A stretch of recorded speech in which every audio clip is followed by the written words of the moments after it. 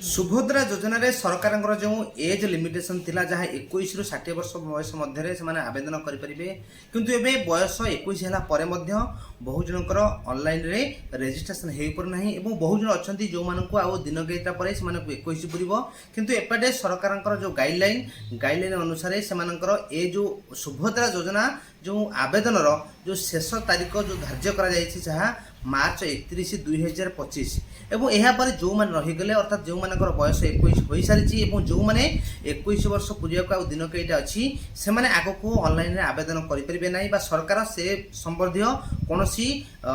Deadline date extend करुँच आग को कौ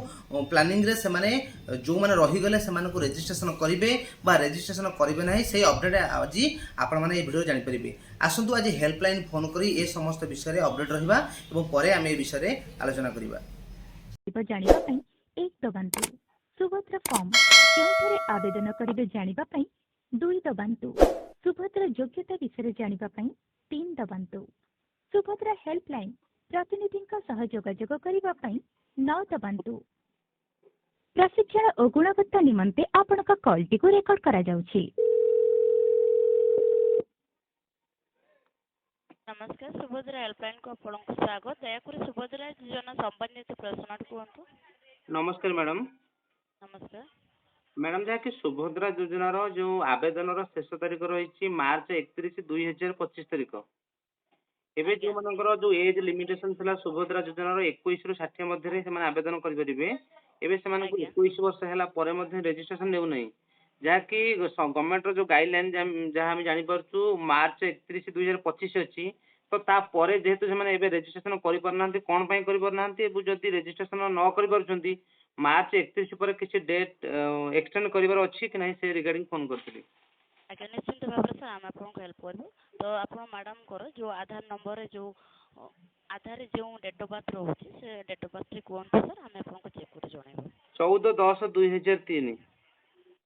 14/10/2003 लाइन रही सहयोग करूँ सर।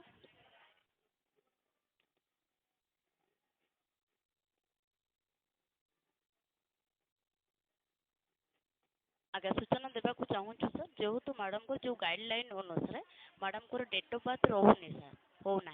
जोटा कि गाइडलाइन कौन 2/7/1964 रु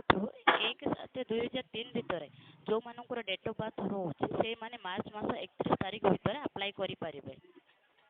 तो जो वर्तमान मैडम जोटा 14/10/2003 जो जुलाई मास अप्लाई करि पारिबे गवर्नमेंट को नुआ गाइडलाइन आसिले सर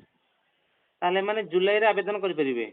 आज्ञा गवर्नमेंट को नुआ गाइडलाइन आसिले अप्लाई करि पारिबे। तार से मैडम जो जो माने आवेदन एबे मार्च 31 भितर न करि परिबे से मानन को आउ गोटे डेट गवर्नमेंट तरफ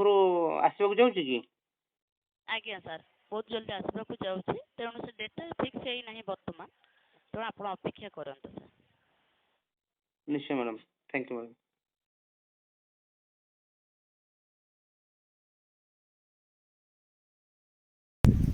देखो सरकार जो सुभद्रा योजनार जो आवेदन जो शेष तारीख जो निर्धारित करिसेंती जहाँ 31 मार्च 2025 सरकार निश्चय भाव में ये जो तारीख को आग को बढ़ेबे कारण जो मैंने रिजेक्ट करा जायछि सेमानकर एपर्यंत भेरिफिकेशन हेनी जेहेतु भेरिफिकेशन हैला परे सेमानकर मध्य जो माने भूल वशत से माने रिजेक्टेड ना रही जायछि से माने आगो को एही योजना रे पुनः शामिल होगा जाउछन्ती अर्थात से माने पुन थरे नुआ रेजिस्ट्रेशन करिवे तेणु निश्चय रूपे सेमानक पई डेट आगो को घुंचब तेणु निश्चय रूपे आपण जो सुभद्रा योजना रे पुनः आवेदन करेंगे जो मानकर बयस होना जो मैंने अपेक्षा कर 21 है से माने सुभद्रा योजना आवेदन करने जो मैंने सुभद्रा योजना रे बयस होगला पर नेउनी जहाँ बयस सरकार द्वारा धार्य कर जो बयस जो तारीख मध्य से जो 21 वर्ष हवा दरकार से अनुसार जब है निश्चय रूपे सुभद्रा योजना रे आउ थे ऑनलाइन आवेदन करेंगे। रोचु जय जगन्नाथ।